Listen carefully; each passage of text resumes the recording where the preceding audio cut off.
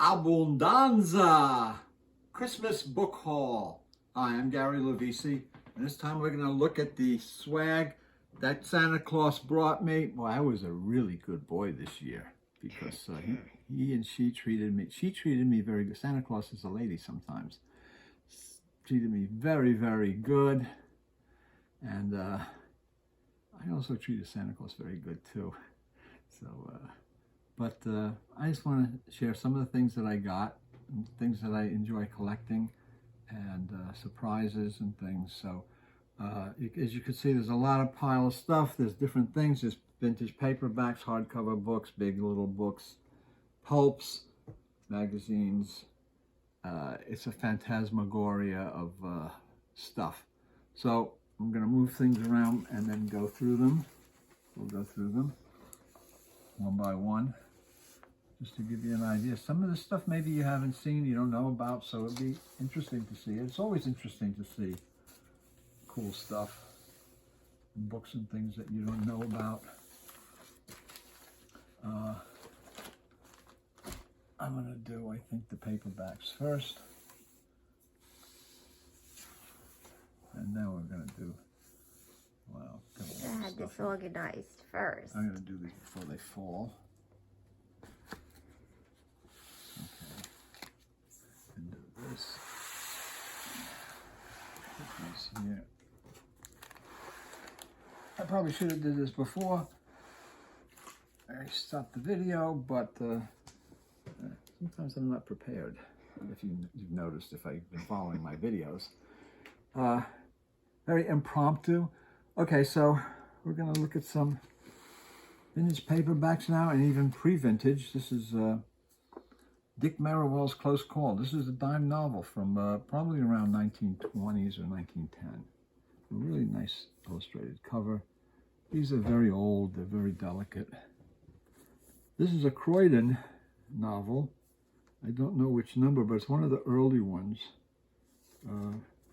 under 20, because it's these early ones were crime novels and not sleaze or good girl art. They were crime, and they were covers by L.B. Cole, and they're very cool, very collectible. Some science fiction magazines. Cosmos Science Fiction #1 with stories by Paul Anderson, Philip K. Dick, Evan Hunter, John Jakes. Really cool flag raising cover on I guess on the moon, or maybe Mars. Beyond fantasy fiction with Theodore Sturgeon, Damon Knight, Jerome Bixby. Very cool. Really nice cover art on that. The Big Story. It's a true crime digest. There's 3 of these in the series. And I have all 3 of these, actually. This is a dupe. Next, Fantastic Stories of Imagination from 1963 with Philip Jose Farmer, Fritz Leiber, others. So now we're going to look at some vintage paperbacks. Some nice Dell map back, Enchanted Oasis by Faith Baldwin. And the Dell romance is a romance. I always had the heart in the, where they had the Dell logo. Keyhole. And of course, it's a matte back with the map on the back. Usually that's what they have in the Dell book, that's the eye. But in the romance ones, they had the heart. Not too sure about what this book is. For Every Hero, it's a novel about World War II. Beautiful condition book. Look at that, I love that one. Jeez. Could have been, that's from the early 60s or late 50s. Let me tell you. I can tell you right away. 1963. Beautiful. So that's 50, 60 years old. Looks like it was just published yesterday. Split Scene, novel about relationships, another Dell, the early 60s. Nice cover art. Death at Flood Tide, a crime novel, Dell first edition.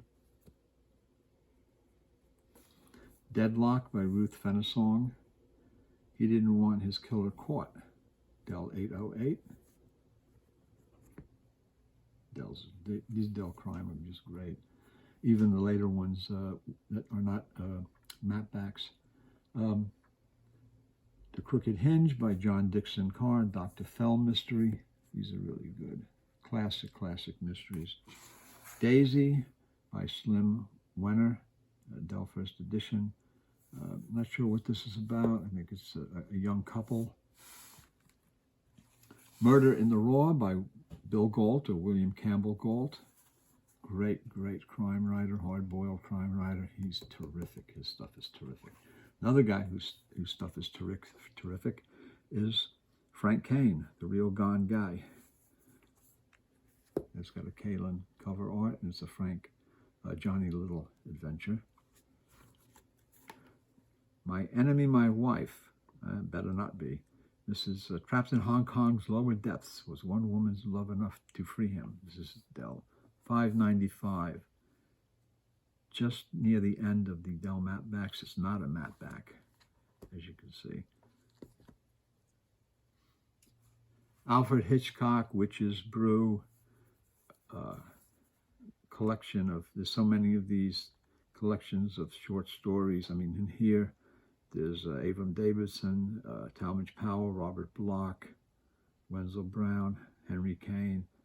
I mean, it's just, these are always quality anthologies of great stories. Hunt with the Hounds by Mignon Eberhardt. Very underrated mystery writer, Mignon Eberhardt. She's really good. She had romance with thrillers and crime. Or Mignon, whichever. I say Mignon. You say Mignon. Right. It's probably Mignon. Mignon Eberhardt. Like the I cut don't know how of to say. beef. Anyway, I'm not good on pronunciation of people's names because people pronounce them funny anyway. Mm-hmm. I mean, and this is a Dell map back also with the state of Virginia, which I don't think is. You know very well. Yeah, I know very well. Yeah, a very nice state. Today it's a state of confusion, but it was once a wonderful state when I was a kid. Next one is Dell 370, Carter Dixon's. He wouldn't kill patients or Murder at the Zoo. Really cool Dell map back. Nice woman and snake cover. I think that's probably Robert Stanley cover. He did so many of these. That might be his wife Rhoda. And it's another Dell map back. Really cool. Map backs are so cool. This is Avon Beat Girl by Bonnie Golightly. Classic good girl art, kind of beatnik kind of book. The Chic by E.M. Hull. This is a Dell romance. This was a very popular book in its day. It had a sequel to it. E.M. Hull was the wife of A.E. Van Vogt, a science fiction writer.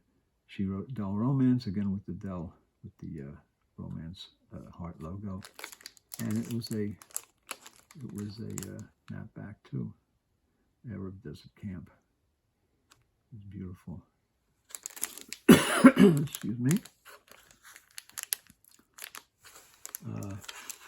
Another Avon is Lisa of Lambeth by W. Somerset Maugham. Great writer. The Virgin and the Gypsy, another Avon book, number 98. Beautiful condition by D.H. Lawrence. Look at the condition of this. How nice. How nice. It's beautiful to see them in that condition after so many years. I mean, when they're about 70 years old or so. I don't know how this got in here. Faculty Sex by Sam Hinton. It's a prize volume. A sleaze book. Oh my God. Another Now, Frank Kane, and then this is Henry Kane. Report from a Corpse. It's a Dell 330 leg art cover. I don't know what that is. Is that a knife or a syringe or something? And it's of course, it's a Dell map back also. So let's put that up there. Dr. Kildare. You know, Dr. Kildare started out in Argosy Pulp magazine, which we'll see later, by Max Brand, and then they did paperbacks, and then it became a TV show and everything. It was like a big thing. But Max Brand, who wrote westerns, also started the Dr. Kildare series of medical, cases. This is from 1962. Dr. Kildare's Search. There's a really nice, charming look to these. They're really cool. This is The Secret of Dr. Kildare. This is a Tom Miller cover. Really beautiful. And they have on the back cover.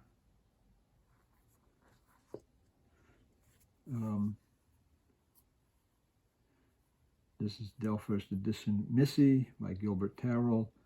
The sultry novel of hot days and nights in a southern college town. I don't believe it. This is the Horsey set, Dell, about, excuse me, the horse, the world of horses, racing horses, and things like that. The Love Affair. This is another Dell from the 60s. Beautiful, beautiful cover art. It's uncredited, but it's beautiful. Another Dell D272, and it's from 1959. Shadow of a Killer by William Mole. Beautiful cover art. Not credited. I don't think it's credited. Let me see. Oh, yes, it is. James Hill. Somebody I never heard of, actually, but beautiful, beautiful cover art. So science fiction. Really nice copies of these Avon Rogers Zelazny books. This is the third printing, probably from around late 70s or early 80s. The Hand of Oberon. Really nice. Zelazny is a good writer. Next one is The Guns of Avalon. This is the fifth printing, probably around from the same time, late 70s, early 80s. And the third one, Roger Zelazny, is the fourth printing. It's from the same time. Doesn't say who the artist is, but some pretty nice cover art. The Sign of the Unicorn. There's three Roger Zelazny's. And here comes the fourth. Today We Choose Faces. This I never saw. This is a signet book. This is the fourth printing. The first printing was from 1973, so this is probably around 1975 or so. I didn't know he did this. It's like looks like a kind of a fantasy crime book. And Thomas B. Dewey is a good hard-boiled crime writer, private eye writer, good private eye fiction. He uses Mr. Mack is one of his guys, and the other guy is Pete Schofeld, and this is Pete Schofeld. This is Dell from 1964, The Girl in the Punch Bowl. Some books could be dusty. Okay, now we're going to move these out of the way, and we're going to go through more. Okay, hardcovers and etc. So I'm going to go through a couple of these. American Pulp, How Paperbacks Brought Modernism to Main Street by Paula Rabinowitz. This is the first edition of this book. I never read it. I've heard good and bad things about it. it's a elitist, very academic view that looks down at pulp fiction and paperbacks. Not sure, so I'm reserving my judgment as far as that, but I'm looking forward to reading it, see how it is. Next one is, this one I did not know about, Cult Fiction by Clive Bloom, St. Martin's Press. Popular reading and pulp. Pulp, what is that word? Pulp something. Theory? Pulp theory. Pulp theory. That lets on right away. It's pulp theory, so it's like, I don't know. So there's, this, on the other hand, is the first edition hardcover of this, which I've never seen. And it's Paperback Talk by Ray Walters. This is an exceptional book on the history of paperbacks, which I took my own Paperback Talk column from that's in Paperback Parade from this book, actually. I just like the Paperback Talk. I says, yeah, that's a great title for either a book about paperbacks or a column in Paperback Parade. And this is a terrific book. Now I got two books that are really old. These are from the 1900s, and these are things that I really like. I like historical fiction, and these are old historical fiction books from around 1900, I would say. G.A. Henty is a well-known author who wrote boys' adventure books about pirates and historical war and all kinds of things. This is with Clive in India. Beautiful, beautiful book. This is from 1900. It's a reprint, but no war on the edges. But I mean, it's fine. But and this is a story about the Thuggies and the cult of Cali, and how Clive was able to defeat them, and he actually this is how they won India to the British in the early 1800s, and this was a incredible, nasty war that went on. 52 Stories of the British Army by Alfred Miles. This is a reprint. It's a third printing from 1905. Just a beautiful cover and the spine of the soldier. Spine has some wear and some age to it and some dust to it, which we're going to try and clean up.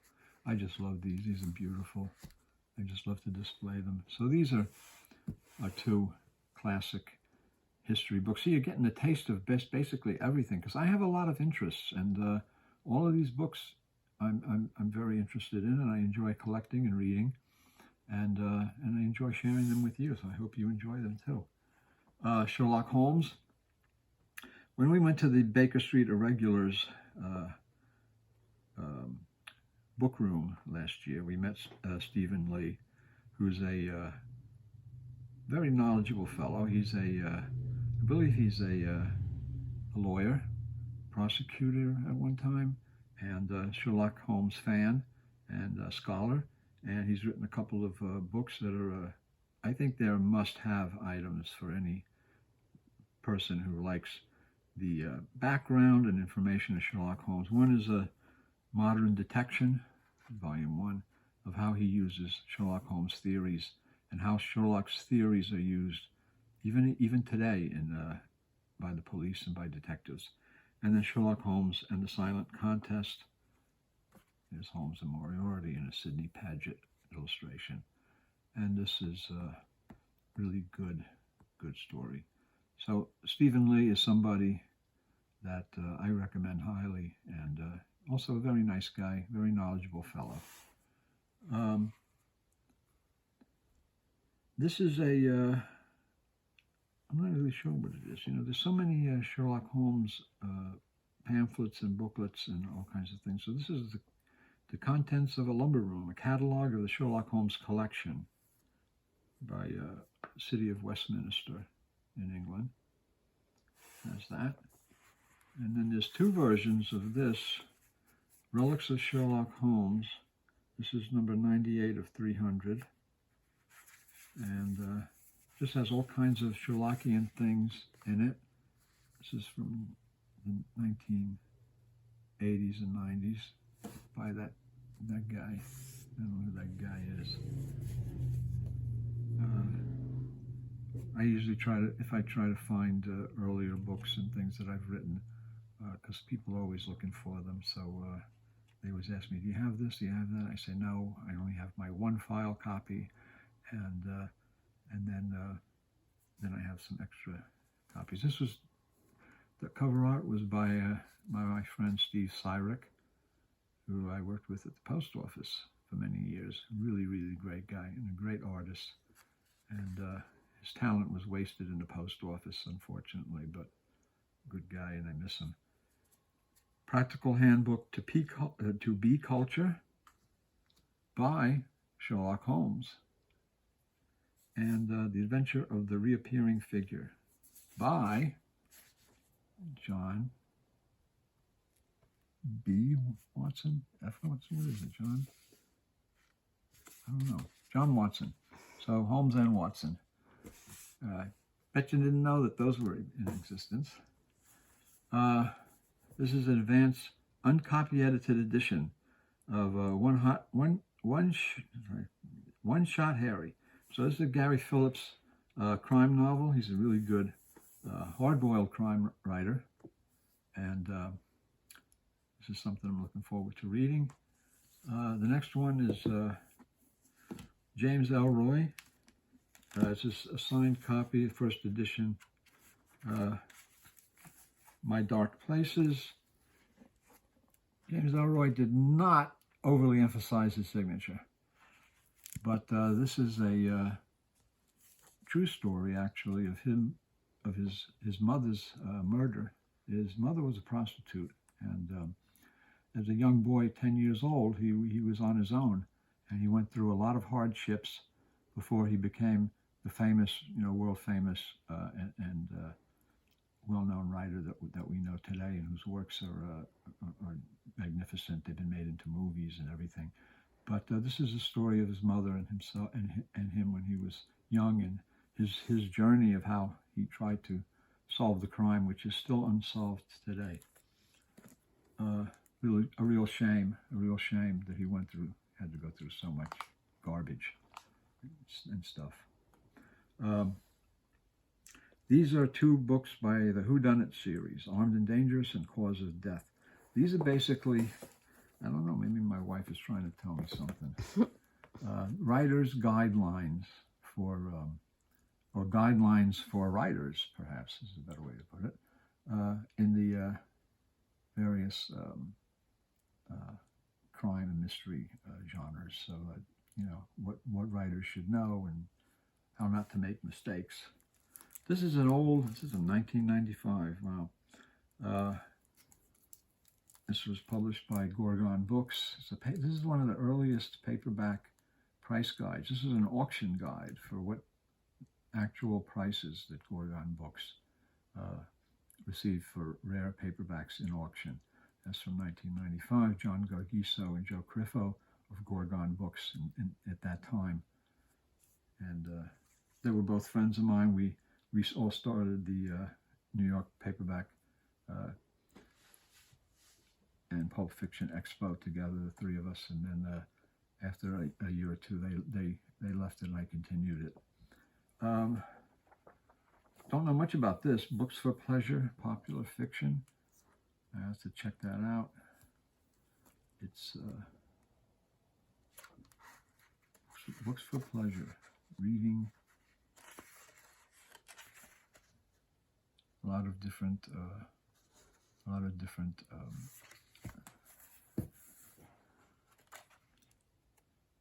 I don't really know, actually. Philosophy and methods, different kinds of things about different parts of authors and characters in mystery fiction. This is a nice one. This is years ago, they used to write all kinds of books for kids. And unlike a lot of the tripe that they give kids today to read, in the old days, in the 20s, 30s, 40s, 50s, You used to have historical books, books about history, about warfare, about heroes, and things, books that expanded your mind horizon and taught you about history and taught you about the world and geography and different peoples. And they were wonderful books.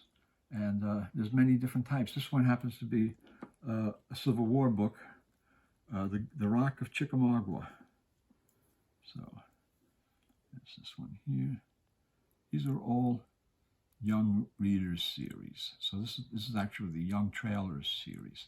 So he had books about people in the forest, in the woodlands, the Rangers, Riflemen of Ohio, Scouts of the Valley, Border Watch, and this is the Rock of Chickamauga, which was a battle in the Civil War. X Marks the Spy, Jack Lancer, Christopher Cool, Teen Agent. This is another, teenager book of a spy, kind of a James Bondish kind of thing. And again, books for young readers. I mean, they're terrific. They really did a lot of really great books back in those days. And I'll show you some more in a minute. Some other ones, excuse me, science fiction series from Stellar Publishing. These were from the 40s, I believe, or 30s. The Girl from Mars by Jack Williamson and Miles J. Brower. I don't know how many there are in this series, maybe about 13 or 14, 15. This is Adventure on Venus, number 3. They all have the same text cover design. They're thin digests. And When the Sun Went Out by Leslie Stone, number 4. There's an ad on the back of one of those from the magazine. Yes. And number 13, The Men from the Meteor by Pansy Black. And let's see, this has some foxing on it from Age. And it has an ad in the back, super special from Science Wonder Stories. So you could order these. Another book, a couple of books I picked up, I picked out at Mysterious Bookshop in New York. Hard Case Crime, special number 8. Ray Bradbury, Killer Come Back to Me. Crime Stories of Ray Bradbury. Thought that would be really cool. And The Wrong Side of the Grass by Stephen Solomita. He's a really good writer. I've actually published some of his stories in Hardboiled. And he's a nice guy, good guy. And the next one is Badass by Ben Thompson, a relentless onslaught of the toughest warlords, Vikings, samurai, pirates, gunfighters, and military commanders to ever live. And this book has a lot of stuff. This is like, this book has a lot of stuff. It's got art in it, and maps, and all different kinds of periods in history, from before the Romans to the Wild West, to the wars, to the Vikings, and everything in between. There's all kinds of stories. So it's like a really cool book. Now, I'm going to move over. We're going to do some more stuff. Okay. Just a few things here. Big Little books. I have a few of those. Tarzan and the Mark of the Red Hyena. Now, this is a Big Little book. Whitman published these. This is a more recent one. This is from 1967. But these are from the 30s. And this one's The Phantom. And every one of these books, so you have text on one page and a line drawing illustration on the facing page. Every book. So you have like hundreds of illustrations in these books. Buck Rogers in the 25th Century.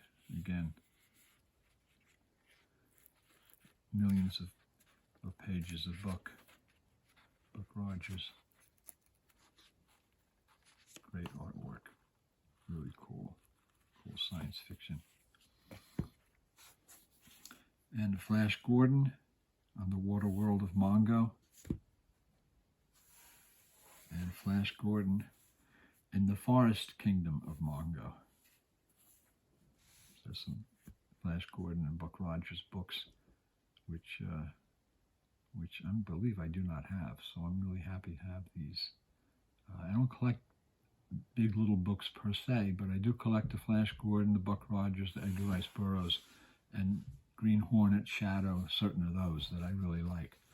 So I'm going to move these out of here, and we're going to go through another pile of books. Pile of books.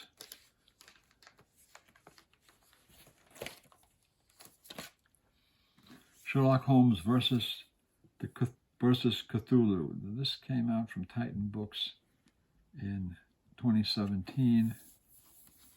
This is a novel by Lois Gresh. And this is kind of I did the books of Ralph Vaughan when he in the 80s and 90s when he was publishing Sherlock Holmes versus the Cthulhu Mythos. He had H.P. Lovecraft and Professor Challenger and all in those books as characters, and they were really good, and they were good sellers. And then this is a new version of that by a different writer, but it should be interesting. Some cases of Mr. Sherlock Holmes. These are the cases from 1894, so it puts them together by that year, what happened to Holmes in that year. I think it's interesting. Modern Library Price Guide, a price guide to modern library hardcover books. I don't collect them per se, but I do have certain ones that interest me. And it's an interesting series. It has a lot of information about the books. How to date the books by the dust jacket, because they have a code that will allow you to do that. Two British, Hodder and Stratton Yellow Jackets. Just cool little British hardcovers by E. Phillips Oppenheim. The Pulpit in the Grill Room, or in the Grill Room, or the Krill Room. Must be the Grill Room. And The Great Prince Sean. Classic detective stories. Back in the day when they were doing books for young adults and boys and girls to read, some of the books were about the people that worked at certain jobs. So this is one of those books. It's Top Lineman, about a person who's a lineman. It's in 1940, in the 40s, and is the story about what it's like to work in the electrical service industry and being a lineman in those days. And it was had a lot more, a much more, I guess, a valued position and more technical than we look at it today. In those days, it was a different thing.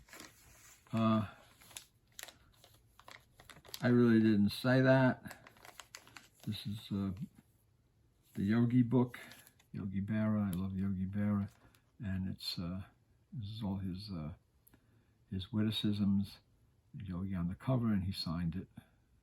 So that's a nice signed copy.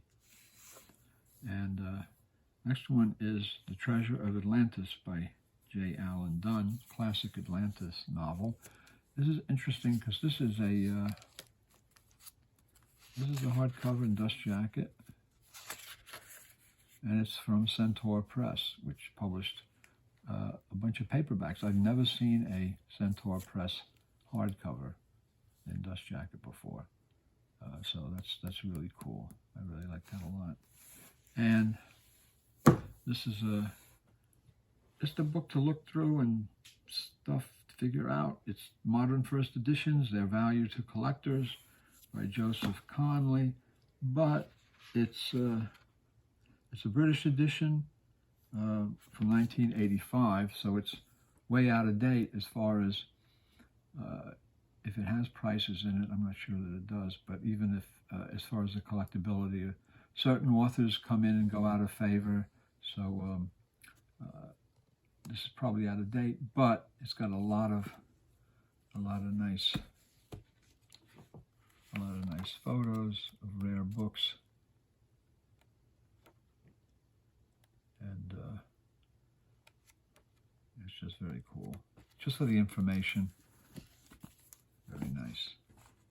So I'm going to move these over here, and we're going to go to yet more. I did a video on this magazine, Driftwind, from the North Hills. This is from 1931.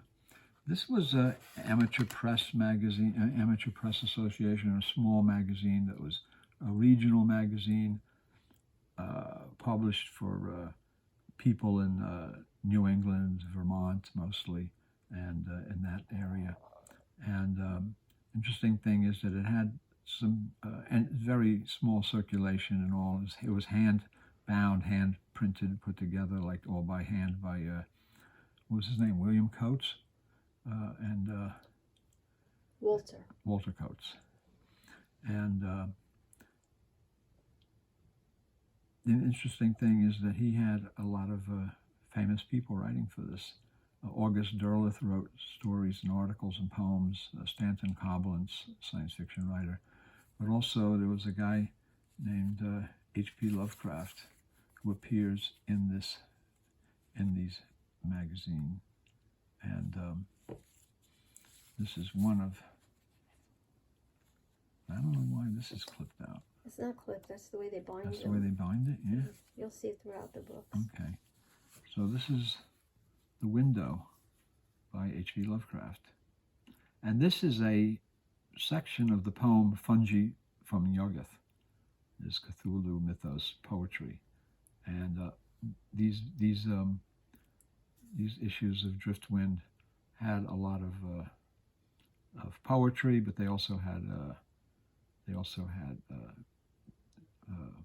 stories, articles.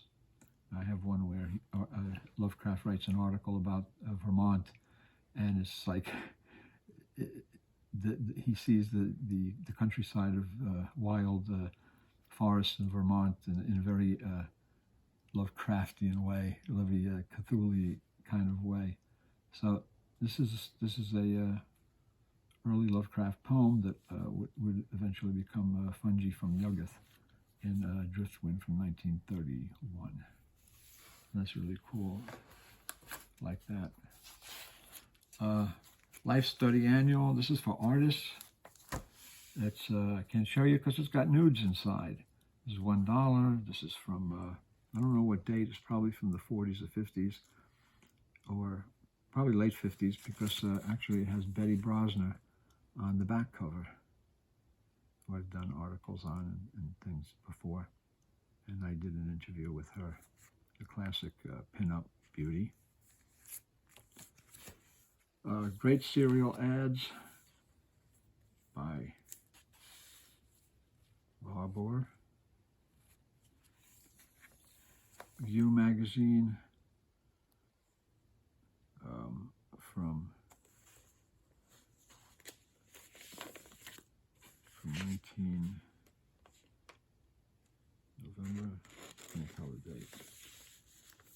With Sin City and the Casbah and I Kill for a Living. So it's like kind of sleaze, current events, true crime, and all that stuff put together, pretty much. This is an old 19, if I can read it right, I think 11 or 1901. Leisure Hour Library, number 342, The Kidnapped Heiress by Emerson Bennett. Very thin, fragile, not even a dime novel. It's probably, I guess it's a story paper or just a pamphlet, really, from 1901. And this is the June 1900 issue of the Black Cat magazine.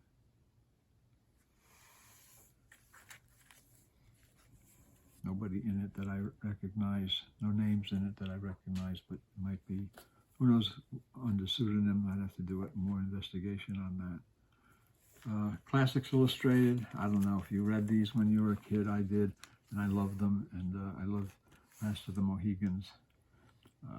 Classics Illustrated were just fun. Again, great comic books for kids, action, adventure, heroism, history, geography, all things that pertain to the real world and history and things that happened. And the kids are missing today because they're not this different accent on children's books. It's not bad, but it's not what it should be, I think. Interesting comic book, part 1 and 2. Joe Frankenstein, part 1 and part 2. Frankenstein. No, they're both part 1 variant covers. Oh, variant covers? Ah, okay. So that's Joe Frankenstein, hard-boiled monster. Just another book that I really like. I like H.P. Piper's Little Fuzzy. Is a book, big book for children, Little Fuzzy.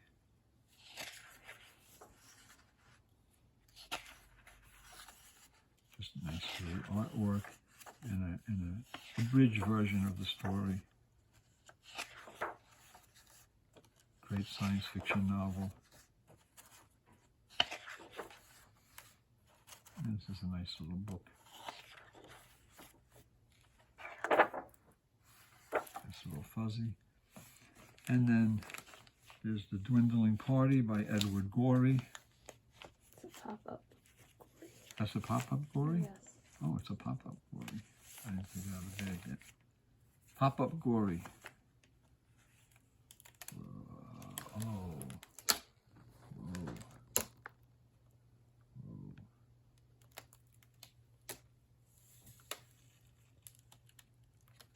Lovecraft would have liked this.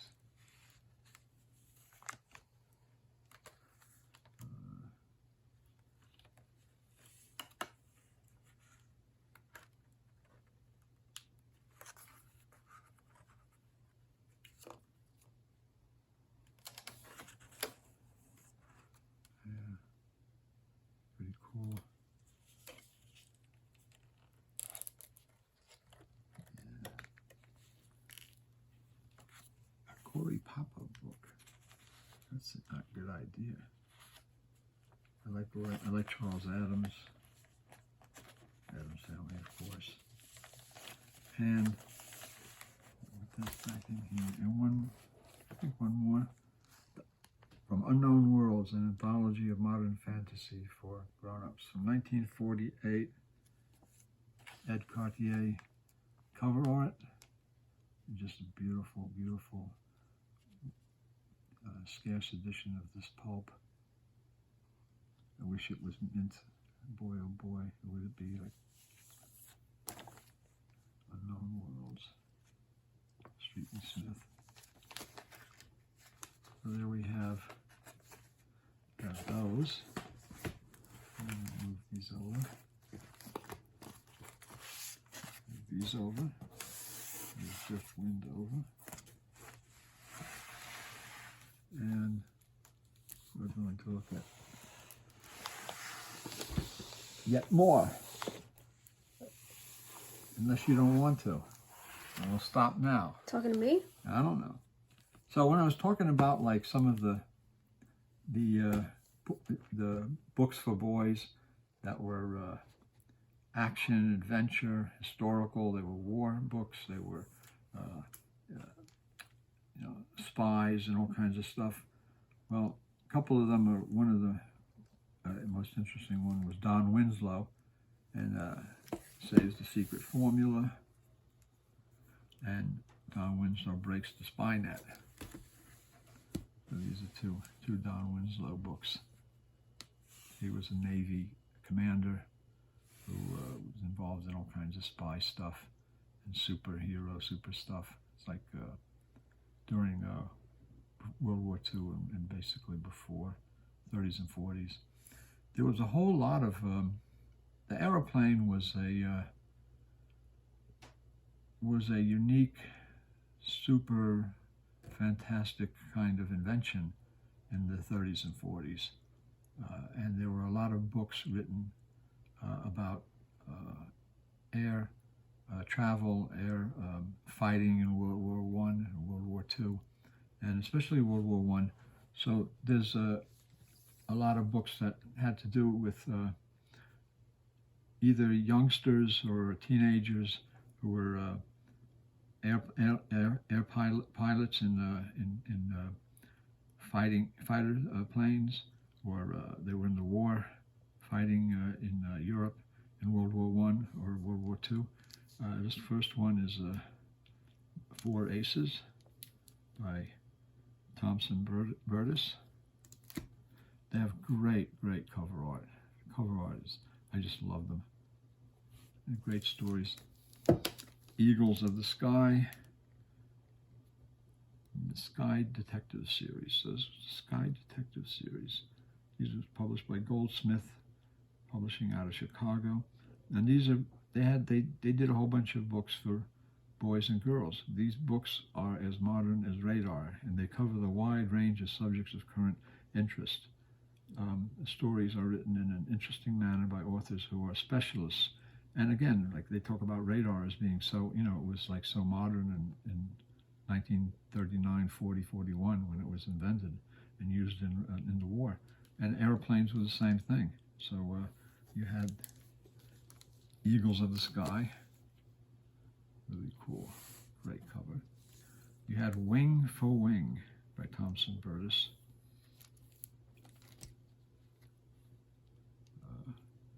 British plane shooting down a German plane. Here's the guy. So that's a very cool cover. Flying Blackbirds by Thomas Burtis. This is a wild cover. This is like right out of like something like Dusty Airs or one of the pulps. A Blakesley cover. I mean, there's so many. There's planes all over the place. But the thing is, if you had two squadrons of planes fighting a dogfight, and some of them were, sometimes they could be like that. It could be like that close in combat. They would be after each other and on each other and at each other's back. So there would be, this could, at a certain time, could be accurate. Next one is Doomed Demons. So they're on the plane, they're fighting, and the machine gunner shooting the planes that are coming back at them. And by Roy Snell, this is Goldsmith also, Chicago, Wings Over England. It's just like cool early World War II. This was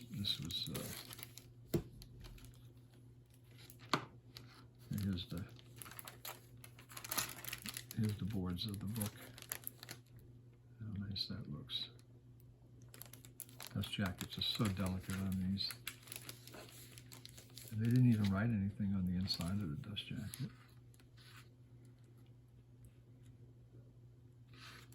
And this is 1941.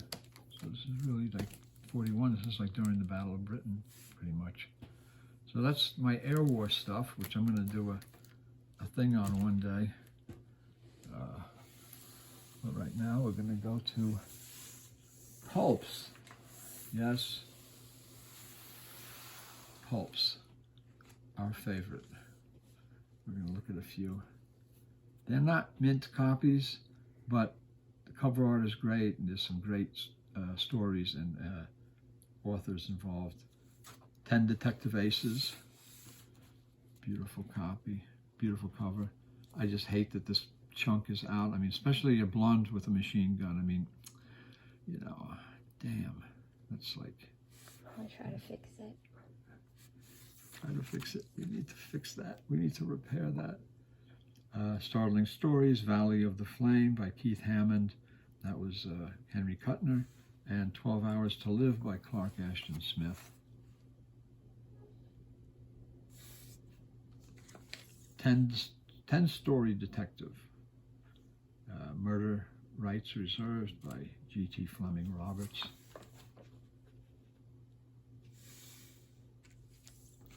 Smashing Detective Stories, E. Hoffman Price.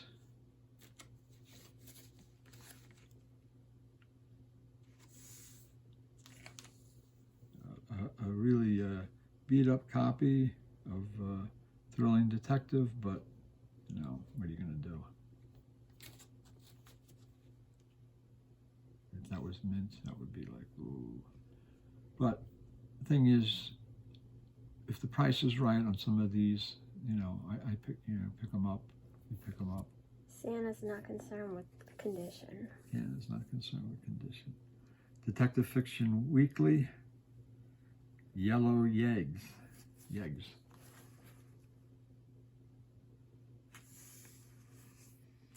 10-Story Detective. The Pickup on Nightmare Road by Bruno Fischer. Bruno Fischer, who I knew, and I published some of his pulp stories in A Mate for Murder. At this time when he was writing, this is 10 stories from 1948. Years before, in 1939-40, he was writing shutter pulp stories. And when World War II started, the shutter pulps, all of a sudden they just disappeared. They went out of business. They stopped publishing them, and they changed to doing other things. And he had sold he had sold like 8 stories, and he was paid for them, and they never appeared, and he had them put away. And then I published them in A Mate for Murder and Other Tales of the Pulps. That was the first publication of those stories ever. And Frank Hamilton did the cover art. But Bruno was, I knew Bruno, and he was a great guy. Him and his wife Ruth, they were at my show as guests for a few years. And they were wonderful people, class acts. Popular Detective from March 1949 with a Bruno Fischer story, The Hands of Mr. Prescott. Also Married to Murder by Norman Daniels with a Belarski cover, signed by Belarski. Another Rudolph Belarski, Thrilling Detective. This is a beauty. W.T. Ballard. Very nice. Very nice. So the thing is, these are the other, this is a polypropylene bags. This is a polyethylene bag. These are a little cloudy. The polypropylene really makes the art stand out. So even these conditions are similar, but it just looks better in this bag. So it's an interesting thing. The Spider, The Master of Men, Return of the Racket Kings by Grant Stockridge, the 106th Spider novel.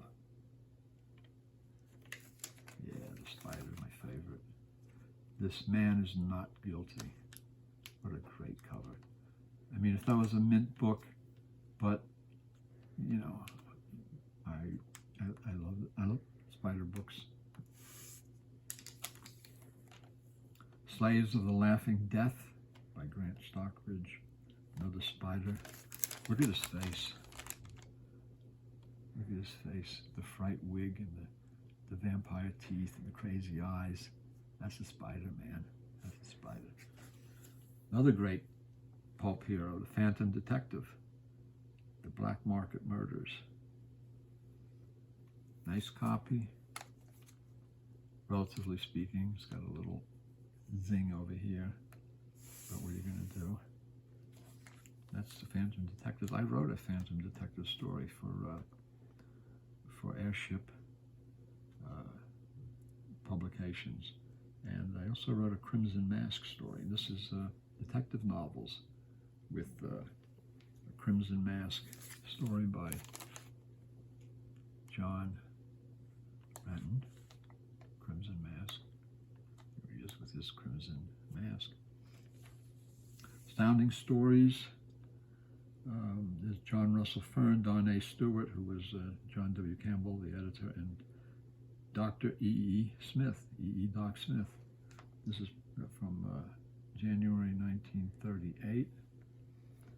And this is Astounding Stories. This is probably from the Doc Smith, the illustration is probably from the Doc Smith story.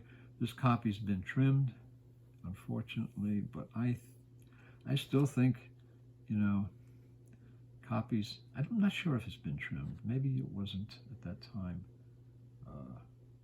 I don't know, because it doesn't look like, usually when they trim a pulp, it gets very close to the, and sometimes comes over into the text and stuff.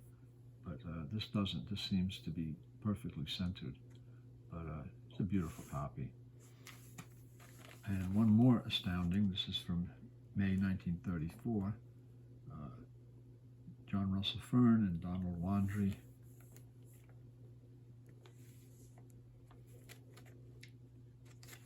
Now we're going to do some Argosy.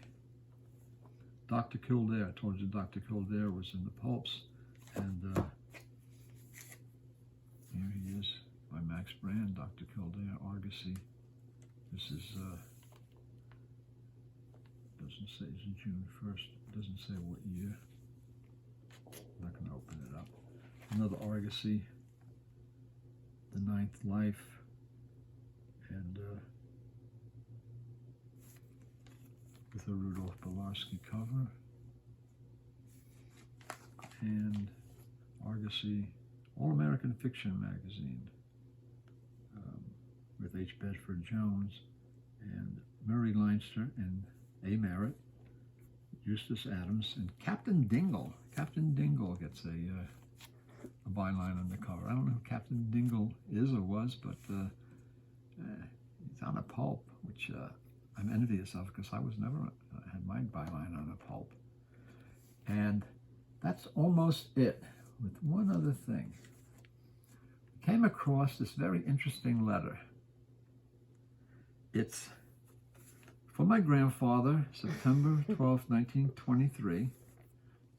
Dear Mr. Lovisi, and it talks about how he's his wife passed away. I mean, his mother passed away, and he's married, and it's signed HPL. I don't know, H.P. Lovecraft, HPL. All right, not really. It just really looks like it. I mean, it looks like Lovisi, and it looks like HPL, and it's the time period. He talks about his mother passing away and him burying her, and then he's married with his wife. This is like too weird for coincidence. I don't know. Anyway, I thought it'd just be a fun thing to share, and it is not H.P. Lovecraft, you know, and it's not great grandpa Lovisi either, but it's one of those coinky-dinkies that happens sometimes in pulp fiction, like the story of the Golden Fleece pulp magazine, which was written in Harper's Magazine by Joe Clark, which I still haven't found the damn issue yet. I don't know where it is. It's in the house here somewhere. I know it's right over there somewhere, but it's not. Anyway, ho, ho, ho, ho, ho. Merry Christmas to everybody, and a Happy New Year to all of you people out there. And I hope you enjoyed this look at Santa. Was very, very good to me. I probably don't deserve, maybe I think I deserve it. Yeah, I deserve it. Yeah, I think I deserve it. You deserve it, but I don't know if we're talking about the same thing. Yeah, okay. Well, Santa, you're really, you know, okay. Anyway, I hope you enjoyed this look. Give us a thumbs up, and we'll see you soon in 2024.